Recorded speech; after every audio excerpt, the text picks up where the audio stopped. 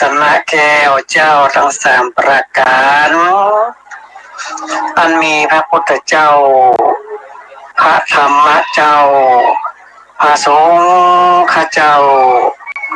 น้อมไว้สาปุญญาบารมีธรรมพระเดชพระคุณพระเถรานุเถระเจ้าคณะพระสังฆาธิการสามเณรเจ้าจุกตนทุกองค์ด้วยความเคารพยิ่งตลอดจนถึงครูบาอาจารย์ท่านเจ้าญาติธรรมแฟนรายการนักศิลป์นักบุญตัวบุญบ้านล้านนาด้วยความเคารพทุกท่านทุกคนครับผมยินดีต้อนรับเข้าสู่รายการสัปดาห์เรื่องเมืองล้านนานะครับ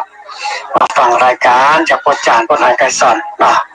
อุจาเรื่องฮิปกล้องของบักเก่าเรื่องปัญญาภูมิปัญญานะครับสิ่งดีๆบนบ้านล้านนาของเขาก็ได้นำมาอุจาพ่อแม่พี่น้องท่านผู้ฟังนะครับทั่วบนบ้านล้านนาได้ยินกันว่าเช้าจากนั้นนะครับก็ไปฟังทางอินเทอร์เน็ต Facebook ทาง YouTube ก็ได้แถมตัวนะครับเป็นเทคโนโลยีที่สูงมากๆเลยนะครับฟังได้หลายๆรอบเนาะบนบ้านล้านนาของเรานะครับรายการพ่อจานพ่อนายไกรสอนนะครับทุกวันอาทิตย์นะครับตั้งแต่เวลา 8 โมงเช้าถึง 9 โมงนะก็มาฟังรายการสัปดาห์เรื่องเมืองล้านนานะครับติดกองของเก่าเรื่องปัญญาภูมิปัญญานะครับ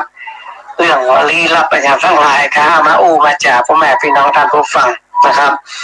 ได้ยินได้ฟังกันคนเฒ่าคนแก่เป็นหมอฟังม่วนดีแล้วก็เป็นสิ่งดีๆนะครับที่ได้นำเสนอกับบรรดาพ่อแม่พี่น้องท่านผู้ฟังนะครับได้ยินได้ฟังกันทั่วพื้นบ้านล้านนานะครับวันนี้ก็เป็นแถมบันหนึ่งนะครับที่พ่อจารย์พ่อนางไกรสอนได้น้อมนำเอาจารีตฮิตหอยนะครับที่กองของบอกเก่าเรื่องปัญญาภูมิปัญญาทั้งหลายเนาะมาออกอากาศให้พ่อแม่พี่น้องท่านผู้ฟังนะครับได้ยินได้ฟังกันเป็นประจำเนื่อขึ้น104.50นะครับตั้งอยู่ที่วัดไฟหินนะครับพ่อจารย์พ่อนางไกรสอนนะครับได้มาออกรายการสถานีวิทยุทุกวันอาทิตย์ตั้งแต่ 8 โมงถึง 9 โมงเนาะญาติธรรมทั้งหลายเพิ่นก็ว่าโอ้เพิ่นไปฟังสถานีอื่นยังไม่ได้ยินหรอเพิ่นย้ายมาแล้วเนอะย้ายมาที่104.50นะครับวัดไฟหินนะครับก็มาฟังกันม่วนๆนะครับตั้งแต่ 8 โมงเช้าถึง 9 โมงเนาะก็เป็นสิ่งดีๆนะครับที่ได้นำเสนอกับบรรดาพ่อแม่พี่น้องรับผู้ฟัง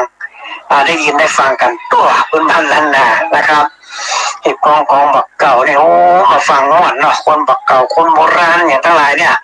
เอามาคือพ่อแม่พี่น้องผู้ลุงแม่ป้าผู้อุ้ยทั้งหลายผู้ม่วนทั้งหลายได้ฟังกันโอ้มันม่วนหรอนะครับเรื่องอะไรที่กองบักเก่าเรื่องพญาภูมิปัญญาเรื่องคนบักเก่าคนโบราณเนี่ยเอามากันนะเป็นอยู่อย่างไรเป็นกินอย่างไรเนาะเป็นมีภูมิปัญญาอย่างไรนะเป็นมีกระท่อมกระถาแบบไหนเป็นมาเป่ามาเสกกันนะพ่อหลานได้เอาน้อมนำมาให้กับบรรดาพ่อแม่พี่น้องท่านผู้ฟังนะครับได้ยินได้ฟังกันนะเรื่องการทำบุญการกินกันตานี่แหละศาสนาพระพุทธเจ้าของเราเนี่ยที่เขาได้นำมาจาพ่อแม่พี่น้องท่านผู้ฟังเขาได้กินได้ทานได้ยกยอยื่นคือกับเทพเทวดาสิ่งศักดิ์สิทธิ์ทั้งหลายอินพรหมยมยักษ์ทั้งหลายเจ้ากรรมนายเวรพ่อเกิดแม่เกิดหรือว่าการไปหาผีใจเก่าน้ามนต์สังขยาทั้งหลายสังขยาของเราพ่อแม่ของเราปู่ทวดของเราเขาได้ยกยอทานไปคือกับท่านเหล่านั้นนะครับที่เปิ้นได้หลงตับขานเปิ้นได้หมดปูนไปนะครับเขาก็ได้ยืดยอตานไปนะครับอันนี้นะครับเป็นสิ่งดีๆเลยกับบรรดาพ่อแม่พี่น้องท่านผู้ฟังนะครับที่ฟังรายการนะครับขึ้น104.50นะครับวัดฝ่ายหินนะครับมีหลากหลายท่านพระสงฆ์องค์ข้าเจ้าหลายตนหลายองค์นะครับก็ได้มาออกอากาศให้กับบรรดาพ่อแม่พี่น้องไม่เต็ดทั้งเมืองเหนียวหลากหลายป้านเนาะก็มาฟังกันม่วนๆนะครับในเรื่องของจารีตฮิตหอยนะครับเรื่องของตุกของเจ้าปนเทศธรรมก็ฟังม่วนๆดีนะครับอันนี้แหละครับที่ว่าพ่อหลานได้น้อมนำกับพ่อแม่พี่น้องท่านผู้ฟังนะครับพื้นบ้านล้านนาของเรานะครับก็ฟังกันม่วนดีนะครับ ถ้าการกินการทานพ่อแม่เป็นน้องท่านผู้ฟังเขาทานผ้าป่าทานกัดถินทานอย่างทั้งหลายนี่โอ้เขาต้องยกยอไหวสาหรอนะครับไหวสาว่าโอ้มันจะต้องมีกรรมอธิษฐานพ่อแม่เป็นน้องท่านผู้ฟังทั้งหลายคนเอาที่อยู่ในศาสนาพระพุทธเจ้าเนี่ยกินทานอย่างกระจ่างแล้วเพิ่นจะอธิษฐานมันจะมีแรงอธิษฐานด้วยกรรมที่ว่าเราจะต้องอธิษฐานในสิ่งใดนะทุกคนพระบูชาการต้องอธิษฐานหมดแรงอธิษฐานแรงจิตอธิษฐานเพิ่นจะอธิษฐานนะครับสิ่งนั้นสิ่งนี้แล้วก็เพิ่นก็แยกออกมาเป็น2อย่างเรื่องของกรรมอธิษฐานนี่เนาะนะครับบางท่านบางคนนี่เข้าไปถึงธรรมพระพุทธเจ้าอธิษฐานอยากจะได้สิ่งนั้นสิ่งนี้อันนั้นมันคือเป็นกิเลสตัณหาไปอย่างเนาะนะครับถ้าอธิษฐานแบบถูกต้องเดี๋ยวพ่อหลานฟังเนาะอธิษฐานแบบถูกต้องนี่นะครับอธิษฐานแบบถูกต้องวันนี้จะอู้เรื่องของการทำบุญทำทานแล้วก็แรงอธิษฐานจากสถานบุญทั้งหลายท่านผู้ฟังเนาะที่คนได้กินได้ทานได้ยกยอได้ทานพระป่าท่านกัดทิ้งทานหาเจ้ากรรมในเวรต่างๆเพิ่นจะต้องอธิษฐานหมดแม้แต่คนใส่บาตรญาติพวกเจ้าของพระสงฆ์องค์เนรนี่ก็เพิ่นก็อธิษฐานก่อนเพิ่นจะใส่บาตรอธิษฐานวันนี้พ่อหลานจะอู้เรื่องอธิษฐานที่มันถูกต้องเลยดีกว่าเนาะอธิษฐานที่มันถูกต้องคนที่เปิ้นเข้าพอถึงธรรมเนี่ยเปิ้นอาจจะอธิษฐานโอ้เนี่ยสมมุติว่าคนนะครับคนทุกข์เนี่ยว่าสาธุขอเกิดมาชาติหน้าขอเป็นคนรวยเนี่ยอธิษฐานแล้วหรอกอธิษฐานละขอคนรวยขอมั่งมีสีสุขอย่างนี้นะเปิ้นอธิษฐานละคนป่วยคนป่วยเป็นโรคมะเร็งเป็นอย่างว่าอธิษฐานโอ้สาธุขอหายจากโรคภัยไข้เจ็บขอได้อยู่ตามจูศาสนาพระพุทธเจ้าขอหายจากโรคจากภัยเนาะคนที่มีความฮักว่าผิดหวังจากความฮักก็ว่าสาธุขอคนฮักติ๊กมาแฟนเราผัวเราขอมันติ๊กมาอธิษฐานแล้วหรออธิษฐานทุกอย่างคนที่มีเหตุการณ์สิ่งไหนในชีวิตเขาจะอธิษฐานนั่นแหละอธิษฐานสิ่งนั้นเลยว่าลูกไปอยู่ทอดฟังกรรมอธิษฐานขอลูกอยู่ทอดฟังกรรมเลยมันจะอธิษฐานเป็นคนละอย่างพ่อแม่เป็นน้องท่านผู้ฟังนะครับอธิษฐานคนละอย่างเลยนะครับแล้วก็ท่านหารู้ไม่ว่ามันเป็นอธิษฐานที่มันผิดมันผิดจากศาสนาพระพุทธเจ้าของเราไปเรื่องการอธิษฐานแบบนี้นะครับมันเป็นความอยากความกิเลสตัณหาอยากจะรวยก็ขอมีเงินมีคำอย่างนี้อธิษฐานเอาเนาะนะครับอันนี้พ่อแม่พี่น้องท่านผู้ฟังมันจะต้องอธิษฐานทุกท่านทุกคนเลยนะครับอธิษฐานจิตขอมันได้จริงนั้นจริงนี้นะครับคนเจ็บคนป่วยคนบาดเจ็บตายคนครอบครัวแตกแยกอย่างการคนพิการก็อย่าเกิดมาพิการอายุไปร่างกายมาถึง32เนี่ยเป็นเมื่อก่อนให้ดีทีนี้ประกาศที่ฐานภาษาตัวเกิดมาชาติหน้าขอชาตินี้ขอชาติหน้าขอมีสุขภาพแข็งแรงเหมือนได้เป็นพ้นทุกคนทุกการเลยอธิษฐานคนละอย่างพ่อแม่พี่น้องท่านผู้ฟังถ้าคนที่มันเข้าถึงธรรมนี่ไม่ใช่วนาสอนเลยเข้าถึงธรรมพระพุทธเจ้านี่เปิ้นจะปล่งวางพ่อแม่เป็นน้องท่านผู้ฟังปล่งว่าจะมันเถอะเขาเกิดมาพิการก็ขออยู่คนพิการเนี้ยเขาเป็นคนทุกคนเนี่ยก็ขอเขาได้กินได้ทานเนี่ยก็พอละนี่มาปรารถนาว่าจะเป็นเงินแสนเงินล้านเหมือนเป็นเศรษฐีมาเศรษฐีอันนี้มันเป็นความอยากเป็นกิเลสนะครับเปิ้นมาอธิษฐานอย่างนั้นแล้วแต่บุญแต่กรรมที่มันจะเป็นไปสมมติว่าเขาจะขายที่ได้10 ล้าน20 ล้านกันเขาจะถูกหวยได้เงินกันอันนั้นมันเป็นบุญต่างก่อนจากต่างก่อนนะครับที่ว่าเขาจะได้สิ่งเหล่านั้นแล้วทีนี้เพื่อนว่าอย่างไรครูอาจารย์ท่านเจ้านักปราชญ์ทั้งหลายนี่ผู้รู้ทั้งหลายนี่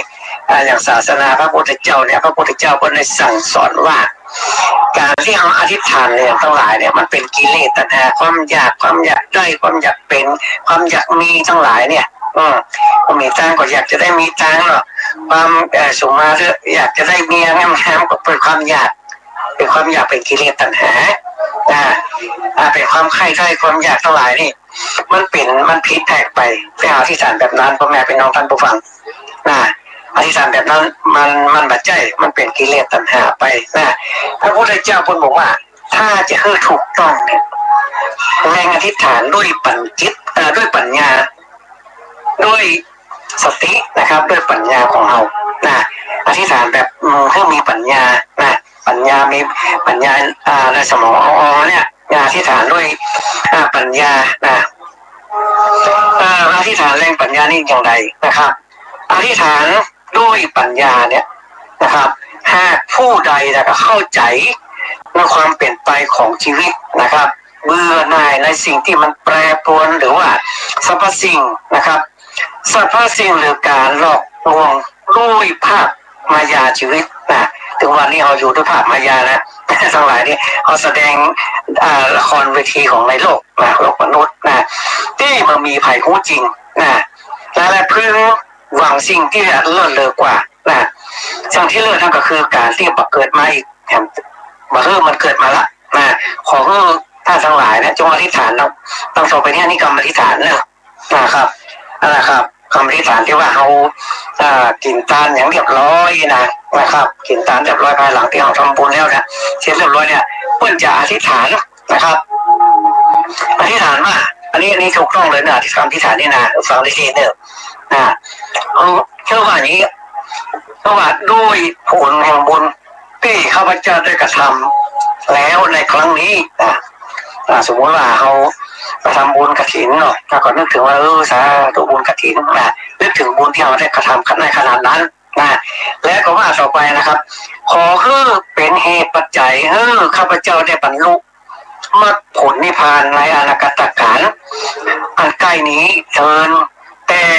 หากข้าพเจ้ายังเวียนว่ายตายเกิดนะครับเวียนว่ายตายเกิดทุกภพทุกชาตินะครับจะต้องที่จะต้องเกิดก็ขอให้เกิดในที่ครอบครัวนะครับแนบที่ผู้ที่มี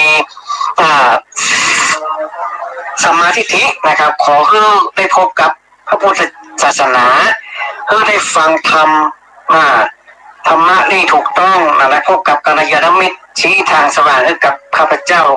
และขอให้ได้มีโอกาสปฏิบัติธรรมจนบรรลุธรรมชั้นสูงมันเป็นปัจจัยบรรลุมรรคผลนิพพานในอนาคตการอันใกล้นี้เกินสาธุนะอันนี้คือกรรมอธิษฐานที่ถูกต้องเลยนะครับอธิษฐานขอคือบรรลุมรรคผลนิพพานนี่นะขอถ้ามาเกิดมาจะถ้ามันยังเงียนว่าใจเกิดก็ขอให้มันเกิดในที่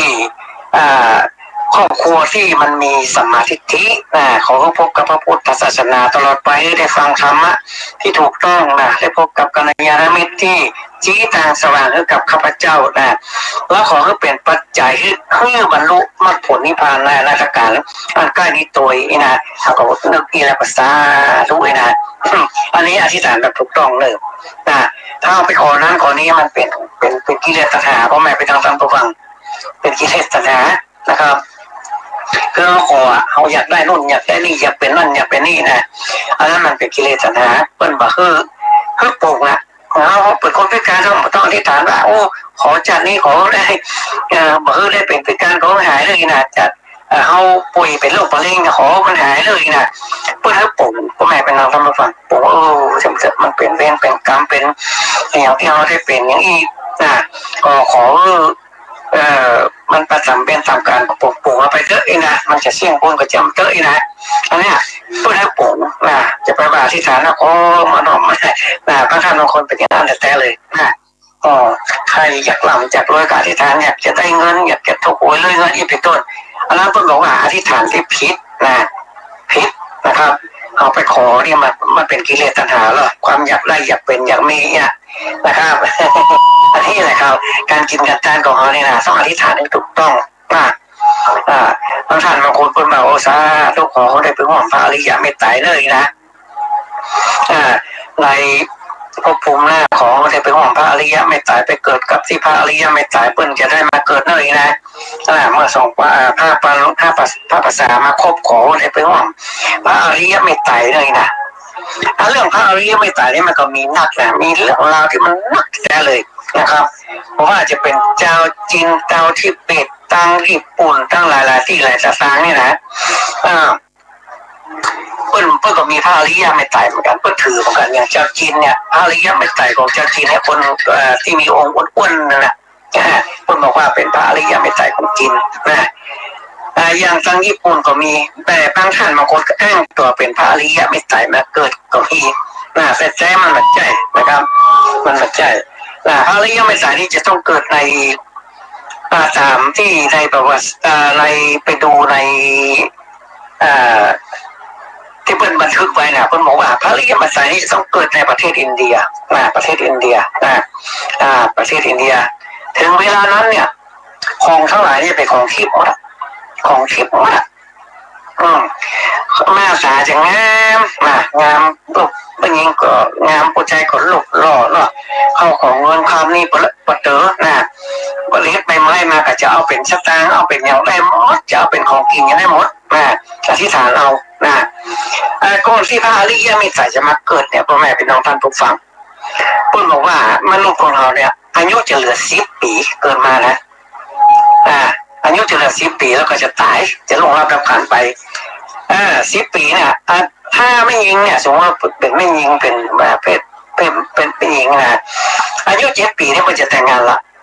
7 ปีนี่แต่งงานละนะครับพอ10 ปีก็ตายลงรับขันไปนะครับแล้วทีนี้คนมันจะกลัวจนถึงตอนนั้นแล้วนะอายุคน10 ปีแล้วตาย10 ปีแล้วตายคนจะกลัวทีนี้คนก็กลัวแล้วก็เขาจะถือศีลกินต้านเขาจะฆ่าสัตว์ลักทรัพย์ยังจะถือศีลมากๆเลยต่อมาพระพุทธเจ้าพูดบอกว่าถ้าคนสำนึกได้นะสำนึกได้ว่าโอ้ถือศีลกินต้านฆ่าสัตว์อย่างเนี้ยอายุก็จะมากขึ้นมาเนาะตอนที่อายุ10 ปีตายมันไม่ใช่ละต่อไปพระพุทธเจ้าปัญหาเราคนทำดีขึ้นนักขึ้นเพื่อจะไป20 ปี30 ปี40 ปีไป50 ปีไปเอาเข้าเนี่ยถ้าถึงพระอริยเมตไตรเกิดมาเนี่ยมันจะมีชีวิตถึง10,000 ปีเลยแล้วกินของทิพย์ด้วยเงื่อเข้าของเงินคำอย่างนี้โอ้ปะเต๋อทิพย์ใบไม้มาจะเป็นอะไรชัดแจ้งเป็นอย่างเป็นของกินอย่างที่ฐานได้หมดถึงเวลานั้นนี่นะคนเนี่ยจะอยู่ในโลกมนุษย์เนี่ยด้วยความสุขด้วยความสุขภายซึ่งมารับประจงไปสักตั้งอย่างเป็นเลิศอย่างมีมดคนความงามความสวยความงามเป็นผู้ใจหล่อเป็นไม่ยิงสวยนี่มันมีผมสตังอะไรอย่างของกินทิพย์อย่างมีมดสมัยนั้นยุคนั้นนี่เพิ่นบอกว่าในศาสนาพระพุทธเจ้าเมื่อ5,000 ประวัติศาสตร์ที่พระอริยเมตไตรมาเกิดขึ้นนะทุกสิ่งทุกอย่างพร้อมเป็นของทิพย์หมดแล้วมันอย่างไรมันมีจนมีผู้ร้ายมีแต่ความสุขสำราญปันใจโอ้มีความสุขอยู่ในมนุษย์บางคนในที่พระอริยเมตไตรมาเกิดเนี่ยนะเปิ้ลบอกว่าบ้านเรือนคนเนี่ยมันมีประตูภายซึ่งมันลากประจกไฟไปมาลักปัจจุบันไปมันมีขโมยมันมีผู้ร้ายอย่างมีแต่คนดีๆเท่านั้นเลยคนสวยคนงามเนี่ยเขามีผลเลิศผู้ใจก็หล่อไม่ยิงก็สวยแต่พูดบอกว่ามันเหมือนกันหมดว่ะไม่ยิงงามแต่งามเหมือนกันมันคล้ายๆกันหมดผู้ใจก็เหมือนกันหน้าแต่คล้ายกันหมดแล้วจะโหได้อย่างไรว่าเป็นผัวเป็นเมียถ้าเข้าบ้านมาก็จะโหว่าคนนี้เป็นผัวเราเป็นเมียอะไรนะถ้าพอเข้าบ้านมาก็เหมือนกันหมดคุณบอกแค่ไหนหน้าตาดีลูกหล่อเป็นยิ่งก็สวยมาภาษาไทยหรอกถ้าเข้าบ้านมาหมายความว่าคนนั้นแหละผมไม่เอาไม่เอาลูกเอาไงยุคสมัยพระอริยเมตไตรเพิ่นว่าเป็นอันอันนี้แหละครับมันอยู่ในที่เพิ่นได้บันทึกไว้นะครับที่ว่าในศาสนาพระพุทธเจ้าของเราเนี่ยไอ้อย่างมันจะเกิดขึ้นได้เนี่ยถ้ามาถึงยุคพระอริยเมตไตรมาเกิดเนี่ยมันก็จะดีขึ้นมานะครับดีทุกสิ่งทุกอย่างจะดีหมดนะครับจะดีหมดแต่ช่วงนี้คนบอกว่ามันเป็นช่วงที่ว่าทำให้โรคภัยไข้เจ็บมาถึงโลกมนุษย์บางคนคนนี้โอ้ตายกันเป็นหมื่นแสนล้านทีนี้ก็จะเลือกเอาไว้แต่คนดีๆคนดีๆที่ว่าจะมีบุญมี บารมีนะครับถึงจะอยู่ได้ในโลกมนุษย์บางคนเนี่ยคนบัดดีคนที่ว่าทำจั่วทำเร็วทำอย่างผิดแปลกแตกต่างไปเนี่ยท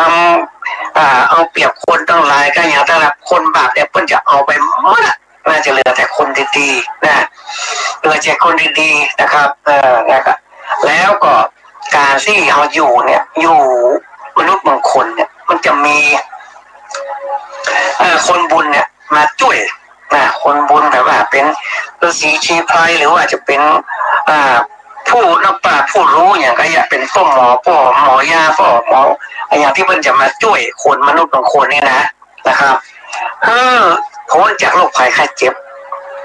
ในยุคที่ว่าบริที่มันเป็นกะลียุคยุคที่ว่าโอ้ยเนี่ยมันก็เป็นไปได้มันจะตายก็ตายมันจะอยู่ก็อยู่นะครับมันจะมีคนมาช่วยอย่างไรอย่างพวกนั้นอะไรเงี้ยได้ทำถึงอันเนี่ยนะครับไหว้สาพุจาเซียนทั้งหลายหรือว่าทำพิธีกรรมมงคลทั้งหลายเนี่ยโดยที่ว่าเขาจะช่วยมนุษย์แต่ไม่ได้เรียกร้องอย่างทั้งหลายเขาช่วยมนุษย์บางคนเขามีความสุขหรอนะครับมีความสุขที่ว่า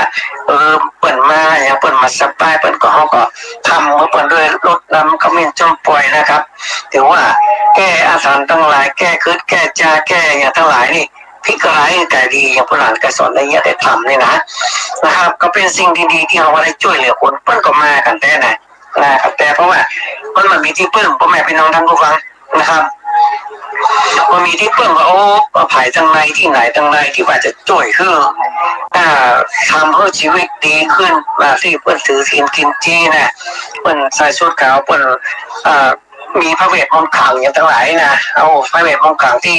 ได้ทำได้เรียนมาเนี่ยนะครับถึงพระเวทมนต์ขลังเลยพ่อแม่พี่น้องท่านผู้ฟังมันจะมีนิกายหนึ่งนะครับที่ว่าทำให้มูลกถาของพวกนี้แห้งมากเลยมันเป็นนิกายวัชรยานนิกายวัชรยานนะครับวัชรยานนะครับมันจะมีต่างประเทศนะครับมันจะมีคาถาดีๆนะครับมันจะเอามาเสกมาเป่าคนทั้งหลายดิวัชรยานนี่คือยานสายฟ้าแม่เป็นน้องท่านผู้ฟังยานสายฟ้านะครับก็จะเสกจะเป่าอย่างทั้งหลายนี่มันจะคลั่งมากๆเลยนะครับแล้ววัชรยานนี่มันจะเสกจะเป่านะครับจะทำให้อย่างทั้งหลายดีขึ้นเลยนะครับอันนี้เข้าไปดูในอินเทอร์เน็ต Facebook ได้นะครับนิกายวัชรยานนะครับวัชรยานนิกายนะครับคือยานที่มันแข็งแกร่งแข็งแกร่งมากๆขนาดนั้นหินยานนะครับมหายานอย่างนี้มหายานนี่หมายความว่ายานอันใหญ่อันโตที่มันจะเข้าไปสู่สวงสวรรค์ได้หินยานเนี่ยหมายความว่าเป็นยานเล็กๆน้อยๆที่ว่าไปถึงนิพพานไปถึงนี่เท่านั้นนะครับอย่างว่าที่ยานนี่มันจะแข็งแกร่งมากเลยวัชรยานนี่เป็นนิแหมนิกายนึงแต่เป็นไหว้พระพุทธเจ้าเหมือนกันวัชรยานนี่นะครับวัชรยานนี่มันเป็นอย่างตันตระตันตระวัชรยานวัชรยานตันตระอันนี้คือเป็นแห่งนิกายหนึ่งนะครับก็จะถืออาคมถือคาถาที่แห้งกระแทเลยนะครับแห้งกระแทเลยมันเป็นมนคาถาที่มันแห้งมากๆเลยเป็นสายที่ว่าสายฟ้านะครับมันมาสูงมากๆเลยนิกายวัชรยานตันตระนี่นะครับพระนางก็ได้ไปห้ามไปเรียนไปศึกษาดูว่ามันเป็นใจเนาะที่เปิดเอาปลาเสกมาเป่าคือคนทั้งหลายเนี่ยมันหายด้วยอย่างไรนะครับมันมีพลังอำนาจพลังจิตอันอย่างที่มันทำให้คาถาเพิ่นมีฤทธิ์มีเดชที่เนี่ยมันมาจากนิกายหนึ่งเพราะว่านิกายนี่มันจะมีเยอะนี่จะเป็นเยอะมากๆเลยนิกายของบ้านเฮาก็มีนักพุทธนิกายหรือว่าธรรมยุทธสันนิกายก็มีนิกายที่มีเยอะมากเลยนิกายของคริสเตียนของ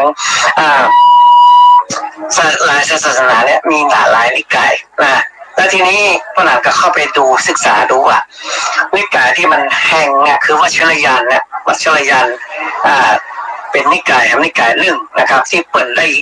เฮียนพระคาถาอาคมที่มันขลังมันแข็งแกร่งมากๆเลยมันเป็นนิกายที่ว่า คาถาเป็นแหงง่ายนะเนาะ นะครับพวกนั้นก็เข้าไปศึกษาดูนะมันมีแถวที่ว่าเสกเป่าเนี่ยมันเป็นมนตราพญานาคเลยอาเสกเป่าน้ำมนต์เนี่ยทำพรหมมงคลเนี่ยสามารถที่บักแก่บัดเท่าได้วันไหนก็น่าอย่างเก่าทั้ง10 ปีกับพ่อแม่กับแปดไปด้วยเดียวอะไรอ่ะคาถาบักแก่บัดเท่าปีนะพ่อแม่พี่น้องท่านผู้ฟังนะเป็นคาถามนตราพญานาคนะมนตราพญานาคที่ว่าเป็นในบันทึกไว้ในคัมภีร์ในโบราณของพวกนี้นะมนตราพญานาคนะครับมันเป็นพระคาถานะครับมาแก้บัดเท่านะครับ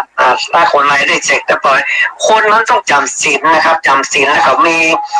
อย่างที่ดีๆในตัวก่อนมีพลังมีอำนาจมีบารมีในตัวก่อนถึงจะเอามาเป่ามาเสกได้นะครับ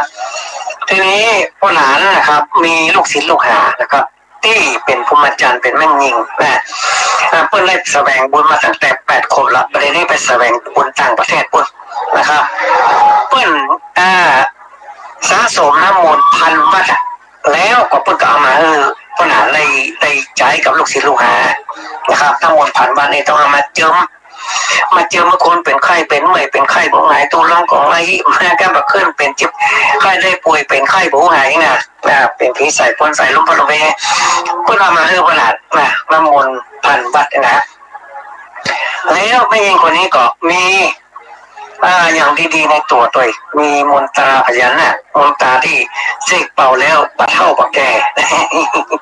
อันนี้มีแต่เลยนะมีแต่ทำประเทศนี้เพิ่งไปแสวงบุญต่างประเทศอยู่ประมาณ2-3 เดือนต้องสปิกมานะครับอันนี้แหละเป็นกำหนดจิตได้เลยนะไม่ยิงคนนี้นะพ่อหลานแล้วก็เป็นลูกศิษย์ลูกหาพ่อหลานลูกศิษย์พ่อหาพ่อหลานพ่นบอกว่าพ่นบอกเคยไปขอเฮียนขอยกครูจากไผ่พ่นบอกเคยกู้หัวไผ่เปิ้นมาเอาพ่อหลานไกรสอนเนี่ยเป็นพ่อครูคนแรกของเปิ้ลสาวพรหมจรรย์คนนี้นะครับแล้วเปิ้ลก็เอาของดีทั้งหลายเนี่ยมาที่ฐานจิตไปบ้านพ่อหลานเลยอธิษฐานจิตไว้ที่นี่มาไผ่มาเจ็กมาเป่าไผ่มาอุ้มขานไปมาขอความช่วยเหลือเรื่องเจ็บเรื่องไข้เรื่องป่วยเรื่องอย่างทั้งหลายในชีวิตของคนมนุษย์บางคนเนี่ยมาขอตรงนี้รวมถึงน้ำมนต์1,000 วัดเลยนะครับน้ำมนต์1,000 วัดเนี่ยที่น้องคนที่เป็นพรหมจรรย์เนี่ยที่เปิ้ลมาเนี่ยเพราะหลานเราเป็นหัวเชื้อเอาพรหมเอาอย่างนั้นกับคนทั้งหลายดิที่เปิ้ลมาทุกอย่างเลยที่เปิ้ลมาขอความช่วยเหลือจากพวกหลานเนี่ยนะพวกหลานมาแจ้งว่าอวดอุตริมนุษยธรรมอย่างนะครับมันจะมีสมณะชีพรามสมณะก็มีครูบาตัวหนึ่งมาบอกชื่อชีก็คือน้องคนนี้แหละน้องมันยิงคนนี้เป็นสาวพรหมจรรย์พราหมณ์กับคือเขาอาจารย์พระนาคสอนเนี่ยเป็นพราหมณ์เป็นผู้เรื่องคาถาอาคมทั้งหลายนี่นะก็ได้ทำได้ทำเมื่อคนทั้งหลายนะครับก็สิ่งทั้งหลายก็ประสบความสำเร็จทุกท่านทุกคนก็ประสบความสำเร็จแต่ท่านมีปัญหาอะไรกับมาทำนี่นะอันนี้แหละครับพ่อแม่เป็นน้องท่านผู้ฟังปืนมันลันนาของเราอย่างเงี้ยได้ทำกับจารีที่โทรปัญหาเมืองเราเนี่ยสิผีใส่ต้นใจตัวน้องของไล่เป็นลมปัดลมเพเนี่ยนะเป็นไข้หัวไงเป็นจำเจาะด้วยเป็นครอบครัวแตกแยกอย่างกันมันชับปะซับปืนนะคนที่มาบ้านพ่อหนาเนี่ยมันมีหลายอย่างหลายแบบบางท่านบางคนเกิดจะไปสอบข้าราชการก็มาขอมันผ่านอันนี้นะบางท่านบางคนก็ป่วยไข้บาดสบายเป็นคนเฒ่าคนแก่ผีตักผีโตเป็นควนอ่อนเป็นมาสบายเป็นจำเจาะด้วยเป็นผีใส่คนใส่ตู้รองของไร่นี่เพิ่นก็มาขอนะครับมาขอน้ำมนต์1,000 วัดมาเจิมมาอย่างตรงนี้แหละครับพ่อแม่พี่น้องท่านผู้ฟังนะครับปืนบรรณาของเราเนี่ยมันมีนะครับที่ว่าคนเจ็บคนป่วยคนเป็นนั่นเป็นนี่คนอยากได้นู่นอยากได้นี่ก็มาบ้านประธานไปสอนแล้วประธานก็ไม่ได้ว่าอย่างมาประธานไม่ใช่ว่าต้องมาในอันนี้แล้วแต่ท่านจะศรัทธาของพวกนี้นะแล้วแต่ท่านจะศรัทธาถ้าจะนี้จะกายนะก็มากันไล่นะครับถ้าท่านมาศรัทธาว่าไปเชื่อเลยนะก็บอกต้องมาถ้าท่านมีความเชื่อศรัทธาความเชื่อนี่นะมันไป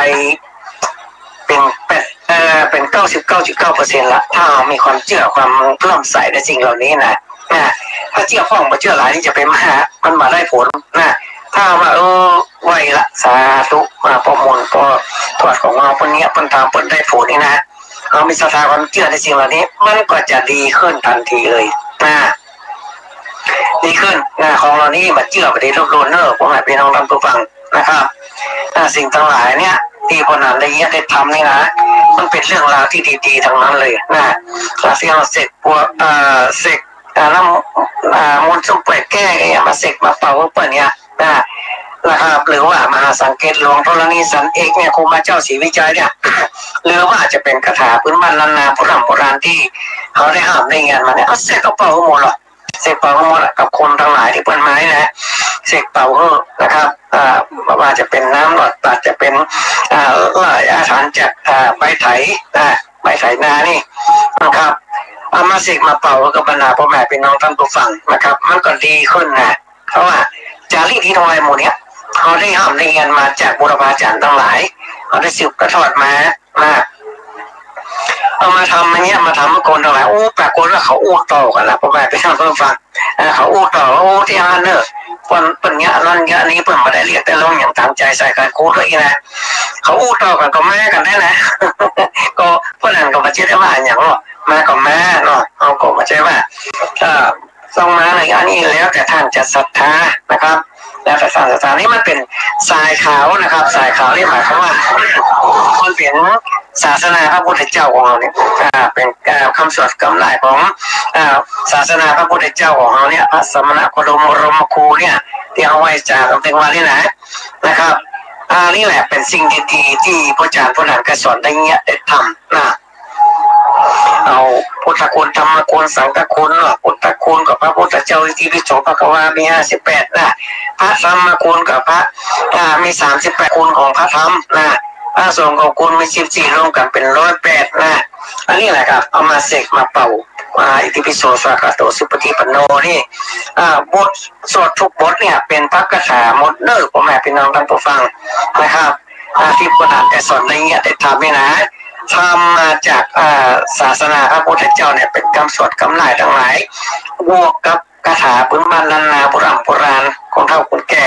นะผู้มีปัญญาภูมิปัญญาสมัยก่อนสมัยโบราณนี่เขาสืบทอดกันมาถึงวันนี้นะก็นั้นได้เอาสิกเอาเป่าเอาหลายมวลเนี่ยคนทั้งหลายนี่มันก็ดีขึ้นมานะดีขึ้นมานะครับหันผลว่า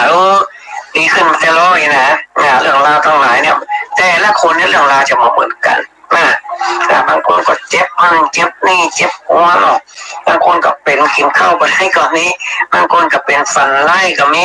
บางคนก็หิบมากกล้าบกขึ้นบางคนก็ล้มละลายไปเข้าของเงินคำอย่างไปหมดกินหาเรียกเป็นว่าตกเคิร์ดพ่อแม่เป็นน้องท่านผู้ฟังตกเคิร์ดเป็นเสถียรจันไรสิ่งบัดดีนะมันเกิดกับมันกับจองเอานะแต่มันจองเอาทำมาถูกอย่างถ้ามันเป็นคิดต้องคิดกันเนี่ยมันมีอยู่นะบางท่านบางคนเมื่อก่อนนี้มีเงินไป10 ล้าน20 ล้านเนี่ยเรื่องมันเหลือเลยเนี่ยมันตกคิดพ่อแม่เป็นน้องท่านผู้ฟังเงินคำกำแก้วมันไปหมดมันไม่จูนะบางท่านบางคนเป็นคนตุ๊กแต่กลายเป็นคนรวยคนมั่งมีสีชงอีกก็มีนะครับเนี่ยมันมีหลายอย่างนะคนในพื้นบ้านล้านนาของเขานี่แต่ละคนมานี่จะมาเหมือนกันนะความทุกข์ความสบายใจจะมาเหมือนกันนะคนเฒ่าคนแก่คนอย่างทั้งหลายเนี่ยเขาเปิ้นมาเนี่ยเปิ้นมีอย่างที่ว่าจะมาช่วยเหลือนะมาจากพระนั้นเลยเอาอุตริมนุสธรรมอย่างเพราะว่าพระนั้นทำไปตามครูบาอาจารย์ท่านเจ้าเปิ้นบอกไว้นะคนบอกว่าอันนี้มาเสกมาเป่าเนื้อนะมนต์ส้มปวดแก้กันเนี่ยที่ว่าพวกนั้นว่าได้เคยไหลก็ฟังแล้วล่ะธรณีสันเอกธรณีสันหลวงเงี้ยหลายนะบอกถึงไอ้มีเก้าจันของครูบาเจ้าศรีวิจัยน่ะชนะบัญชรหรือว่าบททุกบทเนี่ยเป็นคาถาที่ว่าเอามาเสกมาเป่าแล้วมันก็ดีนะดีแต่เลยที่ว่าเขาได้ทำตามจารีตที่ถอยนะครับคนเฒ่าคนแก่โบราณสมัยก่อนที่เพิ่นว่าไว้เขาก็จำเอามานะแล้วก็เอามาทำกับคนทั้งหลายในยุคนี้สมัยนี้ก็ดีขึ้นนะดีขึ้นหันผลพ้นเป็นโทรมาบอกว่าดีแล้วปัญหาเนี่ยดีขึ้นนี่นะก็เป็นสิ่งดีๆพ่อแม่พี่น้องท่านผู้ฟังนะครับดีขึ้นนะครับอันนี้ฟังแบบ มีสติเนอะพ่อแม่เป็นทางฟังผู้ฟังทั้งหลายนะพิจารณาในการรับฟังตัวนะครับเขาจะเชื่อก็ได้ไม่เชื่อก็ได้นะบางท่านบางคนก็มีความเชื่อสุดๆเลยนะบางท่านบางคนก็เชื่อไปเชื่อว่ามันมีการมันมีการกันแล้วแต่นะแล้วแต่ท่านจะมีความศรัทธาความเชื่อหรือไม่นะครับถ้าผู้นั้นก็ได้ทำในนี้ได้ทำไปนะครับเพราะนั้นยินดีต้อนรับทุกท่านทุกคนเลยเนอะที่มาบ้านประจันปนางไกรสอนนิดๆตั้งแต่เลยที่ว่าได้มาปุจจาเตียนรถเคาะสืบชะตารับจบอย่างกายคนละแนวของเราได้เป็นอย่างนี้นะปุจจาเตียนเวลาเป็นเคาะเป็นภัยอย่างกายเคาะภัยอย่างมาถึงตัวอย่าไปถูกรถ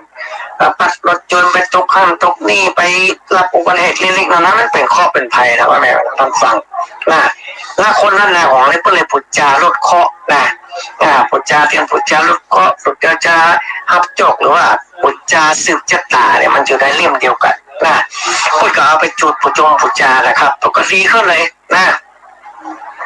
เพราะว่าเซียนหมดเนี่ยมันมีอยู่ในพื้นบ้านนั้นนะพระเจ้าของพระนางกระสอนคนเดียวนะมีเยอะแยะมากเลยเข้าไปดูแล้วแต่ท่านจะศรัทธาเขาเจ้าไหนที่ว่าตรงใดนะวันนี้ไปเพียกรุงเทพคนเนอะไปครูบาอาจารย์ท่านเจ้าพนเอาไปกรุงเทพนครสวรรค์ไปตั้งศรีสะเกษตั้งอีสานพวกก็เอาไปยุบปุจจานะปุจจาเยอะแยะเลยนะครับตั้งแม่ของสอนก็มีเพื่อนเอาไปปุจจงปุจจาปรากฏว่าดีดีนะครับเตียนหมู่นี้เป็นมาดีนะครับเอาท่านว่าลูกเนี่ยไม่จะต้องให้ท่านมาขอได้หรอกเพราะเราบอกต้องว่าซื้อปุจจามาใจนะเรามีสักตังก็ขอสักเล่มก็นะขอสักชุดนะไปปุจจงปุจจามันมีสักตังเนาะก็มาเป็นอย่างมาได้นะครับยินดีต้อนรับทุกท่านทุกคนนะครับจะพนันทำเพื่อช่วยคนทั้งหลายเนี่ยมันดีมันมีความสุขดีนะครับช่วยคนทั้งหลายให้มันดีแต่เลยนะครับคนทั้งหลายก็มากันหน้ากันหลายโทรมาหาเนาะคนนั้นอยู่ก้อยนะจะเข้าไปหาเลยนะก็ดีพ่อแม่เป็นท่านผู้ฟังทั้งหลายนะครับสิ่งเหล่านี้ที่คนนั้นละเอียดได้ทำเนี่ยมันเป็นของโบราณเป็นกระต้องกระถาเป็นของเก่าของโบราณที่ได้เอาได้ไว้ได้สาได้สืบทอดมาจากครูบาอาจารย์ท่านเจ้านะมาท่านบางคน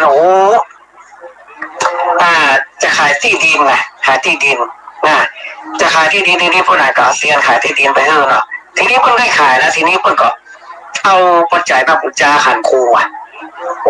พ่อไหนเขาบอกว่ามันดีเนอะปุจจาขันครูให้นะก่อนที่จะเอาปุจจาขันครูนี่เอาไปจานเนื้อผสมพระเจ้าก่อนนะถือว่าขายตีหน้าตีดินอย่างไรเนาะก่อนจะเอามาปุจจาครูเนี่ยเอาไปจานเนื้อพระสงฆ์ของพระเจ้าก่อนแล้วก็เอามาขึ้นขันครูพ่อนานบอกว่าถ้าคนไหนรู้จักคุณครูบาอาจารย์เนี่ยขายได้ปัจจัยมาแล้วเอามาขึ้นขันครูตอนที่พ่อนานเขาไม่ได้ปรับปรุงไว้นะพ่อบอกว่าเงินคำนั้นมันจะบาดเสี่ยงหมดมันจะกินไปตลอดชีวิตสมมติขายได้6 ล้านนี่เนาะมันจะกินไปตลอดมันจะเพิ่มพูนไปตลอดถ้าทำไม่มาเสี่ยงปัจจัยนั้นมาหมดมาเสี่ยงกินมาหมดมาเสี่ยงเพราะว่าเขาไม่ตอบแทนคุณครูบาอาจารย์ตั้งเจ้าเดิมไว้เอาไปไหว้สากับพระสงฆ์ของข้าเจ้าแล้วเนี่ยมันจะดีเลยนะครับมันจะมาเสี่ยงไปทางไหนปัจจัยของเขานี่จะเพิ่มพูนจะมีดอกมีอย่างขึ้นมีดอกเบี้ยมีอย่างขึ้นมาเพิ่มพูนขึ้นมาเรื่อยๆโต๊ะกันข้ามคูณบอกว่าจักกับคุณครูบาอาจารย์เนี่ยขายได้จะเป็น10 ล้านมาเริ่มครูบาอาจารย์มาละนะจะบอกไปไหว้ไปสาพระสงฆ์สักอย่างบอกไปตั้งสักอย่างแพ้มาเมินหมดละแบบแพ้น้องหลังปัจจัยทั้งหมดเลยเป็น9 ล้าน10 ล้านอย่างนั้นหมดเลยเดี๋ยวเสียนั่นเดี๋ยวเสียนี่เสียนั่นเสียนี่หมดไปเลยถ้าคนรู้จักคุณครูบาอาจารย์คุณพระพุทธคุณพระธรรมคุณพระสงฆ์สิ่งศักดิ์สิทธิ์ทั้งหลายนะนับถือไว้นะเอาไปตานเนื้อขายตีขายยังได้แล้วก็เอาไปตานเนื้อพระสงฆ์เจ้าเป็นกระน้ำกาแฟเนี่ยกระโนนกระนี่ก็ว่าไปคนสร้างคนแปลงอย่างก็หอมขึ้นไปเสร็จเรียบร้อยก็เอามาไหว้ใส่ขันครูบาอาจารย์นี่ไม่ใช่ว่าคนอ่านจะมาท่านรีบปัจจัยท่านใจตัวไหนก็ได้คือปุจจาครูละอันนี้แหละครับมันจะประมดปัจจัยทั้งที่เราได้มานะมันจะเพิ่มพูนมั่งวนตุ่นเต้าบางคนเขาหาเงินนะดังคำน่าเศร้านะเพิ่มไว้แล้วขันกู้คือสักอย่างหรอกมาเอาไว้ใจอย่างเดียวเนาะมันก็ถึงมาสักคนพ่อแม่ไปทำฝั่งนี้บัดได้เนอะมันมดโอ้โหตัว ตัวนะ อดบ่โหตัวนะฉะนั้นแล้วมีความเมตตาคือทานนะคุณครูบาอาจารย์เขาก็ต้องไหว้กองสานะเขาต้องตึกสิ่งเหล่านี้ตัวนะครับอะไรท่านหลายคนเนี่ยทุกคนแล้ววันที่หนึ่งเนี่ยมาเมื่อมดเรื่องมีอย่างสักอย่างเนี่ยเขามีสตินะพ่อแม่ไม่ต้องทำตามบางท่านบางคนเปิ้ลถูกหวยเปิ้ลมีโจกนะมีโจกแล้วเปิ้ลจะต้องไปสะดอกเคราะห์จะบอกก่อนหลายท่านหลายคนเป็นทุกขลาภถูกหวยแท้ๆหลาย10 ล้านเนี่ยมันมาเรียบร้อยมันมีสักบาทเลยก็มีนะมันเป็นทุกขลาภแต่ถ้าเขาเข้าใจเนี่ยไปไหวไปตานไปเจ้ากรรมในเวรตานเจ้ากรรมในเวรตานครูบาอาจารย์เขาได้ปักตะบนตะไรเขาจำไว้แล้วเขาก็ไปแก้บนเนี่ยนะสิ่งศักดิ์สิทธิ์ทั้งหลายจะช่วยนะครับคือเอากั้นกุ้งลงเรืองนะมันบาดเสี่ยงบาดมดนะมันบาดตกขึ้นนะเขาได้มาแล้วเขาก็ต้องนึกถึงคุณพระพุทธคุณพระธรรมคุณพระสงฆ์คุณครูบาอาจารย์ท่านเจ้าคุณพ่อคุณแม่คุณอะไรอย่างทั้งหลายเขาก็ไปไหว้ไปสาไปกราบไปไหว้นะไปบนบานอะไรอย่างไว้จังใดเขาก็ไปแก้บนอย่างนี้นะนี่แหละครับถ้าคนมีสตินี่นะมันจะแบบมดเราเงินขายได้มีจบมีลาบกับตนกับตัวไอ้ขายโน่นขายนี่ได้นะมันต้องมาปูชาครูบาอาจารย์นะถ้าว่ามาอย่างสักอย่างเนี่ยวันนี้หมดละนะครับอันนี้มาเชื่อประเด็นโลกก็มาเป็นเราต้องฟังท่านมันนักต่อนักแล้วนะครับก็แล้วแต่ท่านละแล้วแต่ท่านจะคิดว่ามันเป็นจะได้ค่มันอย่างไรครับแล้วแต่ท่านจะคิดจะพิจารณานะครับอันนี้พอหนาฟังมาได้เนาะนะครับอย่างหลายท่านหลายคนที่มาบ้านประจันพระการสอนบางคนลืมใส่ขันครูมีนะเมากันนนนี่เนาะลืมใส่ขันครูเราทำพิธีกรรมไปเถอะละไปถึงบ้านคือแต่ปัญหาเริ่มใส่ขันครูปิ๊กมาแทนเลยปัญหาก็เรื่องว่าทักท้องเพิ่นจะใส่กับแล้วได้ก็มาใส่ก็ได้ไปยังแต่ว่าแล้วแต่เพิ่นคิดได้เนาะเพิ่นลืมเพิ่นปิ๊กมาเราลืมใส่ขันครูคือคนเข้าคิดเร็วหรอกล่ะก็ปีกมาเอาขันครูมาใส่ขันครูบาอาจารย์บางท่านบางคนนี่มีน้ำปลาละมีของมีผลไม้หลากไม้มาเนาะดอกไม้มาอะไรอย่างทั้งหลายเพื่อนำมาใส่ขันครูนะแม่คุณครูบาอาจารย์นี่นะดีแท้เลยนะเขาได้ไหวได้สาและครูบาอาจารย์ท่านเจ้าเนี่ยเท่านับถือเอาไหวว่าครูบาอาจารย์ที่เขาได้ห้ามได้เงียนมาพอปู่พอตรวจพอลุงอย่างตุ๊ลุงตุ๊ปู่ตุ๊อย่างเขาได้ห้ามได้เงียนมาเขาวุฒิคือเปิ้ลนะนึกถึงเปิ้ลไม่สาถึงเปิ้ลเนี่ยเรียกคุณครูบาอาจารย์ท่านเจ้าเปิ้ลจะมากำว่าเขาเนี่ยได้เจ็บได้ไม่ได้ใครได้หนากันกูหลงเรื่องในกิจกรรมของเขานะอันนี้คือสาวนะทุกคนเนี่ยมีครูทุกคนเลยนะขณะสมัยก่อนนี่นะแต่ละอ่อนเฮือนมันมาแค่ดีเนาะเรื่องเฮือนมาแค่ดีทีนี้แล้วเนี่ยมันตกจากเฮือนมาถึงกระล่างเนี่ยถึงพื้นกระล่างถึงพื้นบ้านเนี่ยมันนี่มาเจ็บไปจ่อนะมันมีเทวดาพุทธบนหน้าไฟมีหลายท่านหลายคนนะเฮือนเมื่อก่อนนี่มันเป็นงูฝาดเนี่ยตอนเล่นไปเล่นมาตกเฮือนเขาโลกโป๊กเนี่ยมันเป็นเนี้ยตกจะสูงนะเป็น1 เมตร 2 เมตรพุ่นนะตกมาโป๊กมันเป็นเสี้ยเพราะว่ามันมีเทวดาอยู่ในรักษาส่วนตัวคือในเจ็บจะไม่ได้ใครเลยนะมันจะตุ่มจะหับเอาไว้นะนั่นแหละ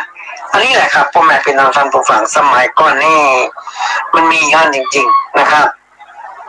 มันมีเทวดารักษาตนตัวเฮานะเรื่องของเทวดาเนี่ยมันยาวมันเยอะนะครับขนาดประตูบ้านเราเนี่ยประตูเคลื่อนนี่นะที่มันนะเนี่ยเพราะว่ามันมีเทวดารักษาเลยประตูที่มันนั่งมันมีเทวดารักษาพ่อแม่เป็นท่านผู้ฟังมีเทวดารักษานะครับแล้วก็สิ่งทั้งหลายเนี่ยมันจะช่วยดีขึ้นนะครับเทวดารักษาสมมติว่าประตูบ้านนี่นะประตูเรือนเนี่ยมันดังนะทำงานประโยชน์ขยันประโยชน์อย่างนี้นะมันเหมือนมันมาปารีเนี่ยมันมานะมันมาปนห้องอย่างนี้คนห้องแกว่ามันดีนะสร้างประตูมันดังมันห้องเรียกเงินเรียกทองเข้ามานะครับเรียกเงินแล้วทองเข้ามาในบ้านในจองนะครับอันนี้มันมีเทวดารักษาประตูอยู่นะครับเทว ทพของเจ้ารักษาประตูอยู่นะประตูของเราไอ้ออดมันมีเทวดารักษาอยู่ขนาดว่ามันเป็นเทพเป็นเทพรักษาไอ้เรื่องง่ายๆสะดือเขาเนี่ยสะดือเนี่ยยังมีเทพเจ้ารักษานะสะดือของคู่โพนี่นะเพิ่นบอกว่ามันมีเทพเจ้ารักษาอยู่มีเทพเจ้ารักษาอยู่มาเจ้าเขาเซิร์ชเข้าไปในอินเทอร์เน็ตเฟซบุ๊กแหละนะครับว่าข้อมูลทั้งหลายที่พนานมาอู้เนี่ยมันมีอันจริงๆเทวดารักษามีเทพเจ้ารักษาอย่างสะดือคนเนี่ยนะครับมันมีอยู่นะครับอันนี้แหละครับพ่อแม่พี่น้องท่านผู้ฟังสิ่งทั้งหลายเนี่ยสิ่งเล่นลับสิ่งผ่านตัวนะมันน่ากลัวมากๆเลยนะครับเป็นพิษเป็นจ้าเป็นสิ่งชั่วร้ายเป็นอาถรรพ์เป็นอย่างทั้งหลายที่มันเกิดขึ้นกับคนมนุษย์บางคนเนี่ยมันแก้ไขได้นะแก้ไขได้นะครับอย่างตัวลงของไล่ผีใส่คนใส่ลมปัดลมปีอย่างทั้งหลายนะมันเนี่ยมันทำกันอยู่มันสมัยที่ว่ามันเป็นอิจฉาริษยากันนะครับเพื่อจะตรวจสอบได้สิ่งเหล่านี้นะตรวจสอบได้ทางวิทยาศาสตร์นะครับตรวจสอบได้สมมติว่าคนขี้โคตรกับคนบักขี้โคตรเนี่ยนะคนอิจฉาริษยาเนี่ยมันตรวจสอบได้นะมันเป็นอะไรเป็นห้องไงวะสัพพันธ์รังสีสีมันจะออกในจอที่มันตรวจสอบนี่นะตรวจสอบพลังในตัวของคนนั้นนะว่าคนนั้นขี้โคตรนี่นะเวลาโคตรเนี่ยมันจะขึ้นสีจังขึ้นมามันจะขึ้นสีแดงโคตรดำนั่นเองนะที่เป็นว่านะถ้ามันเป็นคนอิจฉาริษยาอ่านของใส่คอต้องรับไปเช้าว่าข้าได้ในอิจฉาเขาเลยนะมันจะเป็นสีดำเลยจอนั้นจะขึ้นแบบสีดำเลยถ้าว่าโอ้เมื่อวานนี่นะเขาอย่างมามีกิเลสตัณหานะจอนั้นจะขึ้นเป็นสีเขียวเขียวเป็นได้เลยเป็นคนที่ว่ามีกิเลสตัณหาอันนี้มันเป็นเครื่องตรวจสอบพลังในตัวของคนแต่ละคนนะครับเป็นห้องสัพพันธรังสีสีมันจะขึ้นมานะครับสีมันจะขึ้นมาคนอิจฉาริษยากันคนแบบหน้ากดหน้าดำคนมีเกลียดตัณหามันจะเป็นสัพพันธรังสีมันจะขึ้นมานะครับอันนี้เป็นเครื่องตรวจสอบตรวจสอบได้นะครับสัพพันธรังสีนะครับสีที่มันจะขึ้นมามันเป็นในจอตรวจสอบพลังในชีวิตของเราพลังในตัวของเราว่ามันเป็นจะได้นะขณะพระสงฆ์พระเจ้าตนปฏิบัติชอบไปนะที่เป็นปีบุญอย่างหลวงปู่แว่นครูบาเจ้าศิวิชาถ้าเพิ่นเอามือไปวางเครื่องตรวจสอบพลังมันจะขึ้นมางามเป็นหุบขาวเป็นพลังที่พลังบุญมันจะขึ้นมาเลยอันนี้มีเครื่องตรวจสอบก็เชื่อเข้าไปดูในอินเทอร์เน็ตเฟซบุ๊กแหละสมมติว่าคนธรรมดาที่มีบุญญาบารมีสูงนี่นะโอ้มีบุญสูงมากใครบอกว่าคนเนี้ยมีบุญนี่นะถ้าเอามือไปวางเครื่องตรวจสอบเนี่ยมันจะขึ้นมาขาวงามเป็นฝ้าเป็นเมฆสวยงามขนาดเลยคนธรรมดาเนี่ยคนที่มีบุญเป็นคนธรรมดานะไม่ใช่ว่าเป็นพระสงฆ์เนี่ยนะมันจะขึ้นมางามขนาดเลยมันจะพลังตรวจสอบได้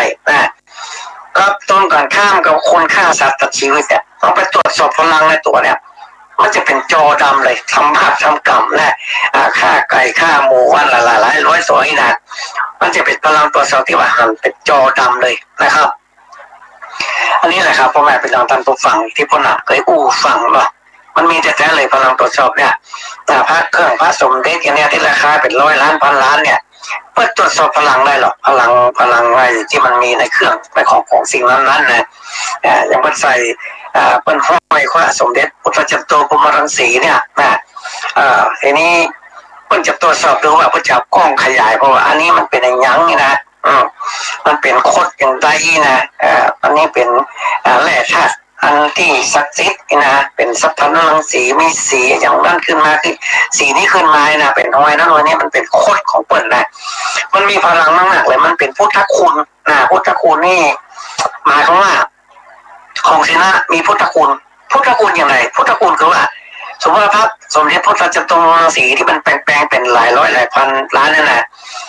เพื่อเอาไปห้อยคอเนี่ยมันจะหิมาก็คือถ้ามีลูกมีบริษัทมีลูกน้องเนี่ยโอ้จะลุ่งเรื่องจะมั่งมีสีซุปเป็นหมื่นแสนล้านร้อยล้านแสนล้านอย่างเงี้ยมันจะหิมาก็คือมันจะเป็นพลังขึ้นมาเลยอันนี้พูดว่าของมีพุทธคุณของมีพุทธคุณ สมมติว่าเอามาใส่ผ้าละมาใส่ผ้าอันที่มันแต่งๆนะเอาถอดไว้เราเอามือไปวางเรียนเปิดเครื่องตรวจสอบพลังเนี่ยมันจะบักขึ้นมันจะเปลี่ยนสีไปเลยตรงข้าม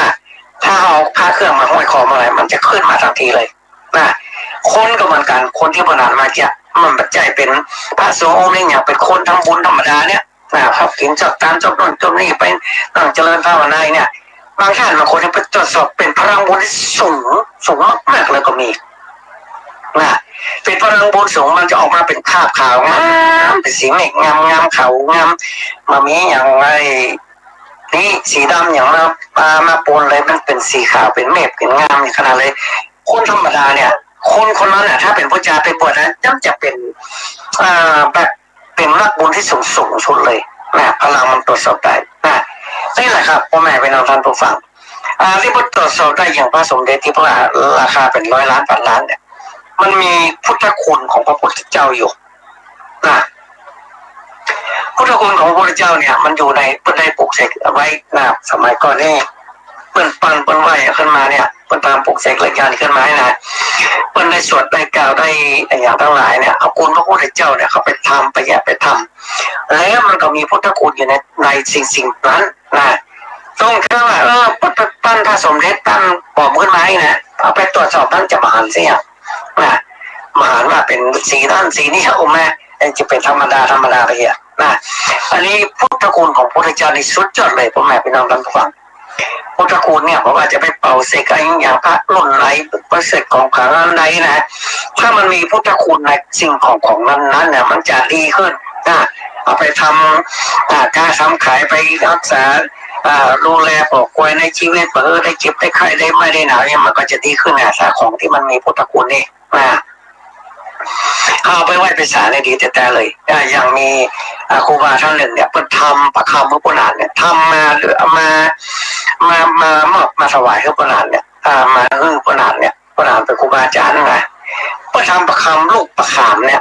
ราคาหนึ่งแพงมากเลยเพิ่นทำกันใหญ่เพิ่นเอามาถวายขันครูพระพุทธนาเนี่ยพระพุทธนาก็ว่าโอ้มันเป็นกะลีเป็นสิ่งดีที่ว่ามันมีพญาไปทำนะอันนี้แหละถ้ามันมีบารมีแท้ๆมันมีทางละที่จะได้สิ่งนี้นะถ้าเราสร้างบุญญาบารมีเราช่วยคนเราช่วยเหลือคนเรามีโน่นมีนี่ทำบุญส่วนต่างเลี้ยงของการอย่างทั้งหลายนี่โอ้ดีช่วยคนทุกคนอยากอย่างกายนะครับอันนี้แหละครับมันเป็นบุญเป็นกุศลที่ว่าจะติดตัวเราไปนะครับกุศลผลบุญบ่ได้ลบลี้จักปกคลุมเก้าทุกคนเป็นเขื่อนไก่ฟ้ามหากุศลเป็นสัมภายนขี้ข้ามน้ำกว้างบุญกินบุญทานที่เราได้สร้างเป็นทุกนำทางจองจักว่าตกจมแดนอัตคัดที่พระพุทธเจ้าบอกไปจะเป็นเข้าทิพน้ำทิพปัจจัยติดตัวเข้าไปจัดในจนาเป็นหอวิมานรอเฮาอยู่ท่าตามปรารถนาที่เราได้ขึ้นไว้อันนี้แหละครับบุญกุศลเนี่ยมันถึงไป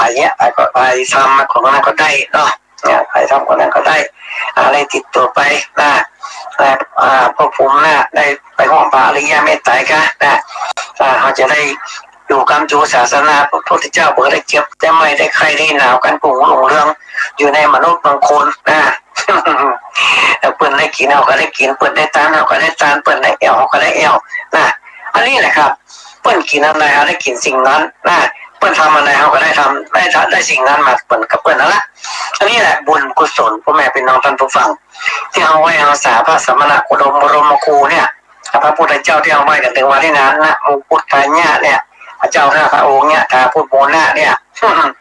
นะครับมันเป็นสิ่งดีแต่เลยที่เจ้าพุทธมันลนาศาสนาพระพุทธเจ้าของเรานี่เอาได้กลับได้ไว้ได้นับถือได้ใส่พระสงฆ์องค์ขั้นเน้นหรือใส่บาตรพระเจ้าก็มาช่วยกินช่วยต้านกันอย่างทั้งหลายนี่มันเป็นบุญเป็นกุศลแต่เลยนะครับที่เราจะได้ไว้กับตนกับตัวเรานะครับกับตนกับตัวเราจะไปพบหน้าเราก็จะได้มีพระวะจะปัจจัยติดตัวเราไปในภพภูมิหน้าอันนี้แหละครับพระพุทธเจ้าประสั่งสอนคือคนเนี่ยเป็นคนดีเอื้อเฟื้อเผื่อแผ่คนทั้งหลายคนทุกคนเนี่ยคนที่เพิ่นด้อยกับเขาเนี่ยก็ช่วยกันไปช่วยกันไปเนาะ ดีพ่อแม่พี่น้องท่านผู้ฟังเหลือเวลาหน่อยเดียวนะใครจะหาเมื่อจันทร์บันดีไปตุกบทพระขึ้นบันมากินแขกแต่งงานยกเสาเอกนะก็น้องเจินเนอะโอ้มาปรึกษาผู้นำการสอนนะเรื่องเมื่อจันทร์บันดีนะยินดีต้อนรับทุกท่านทุกคนนะครับที่จะให้คำปรึกษา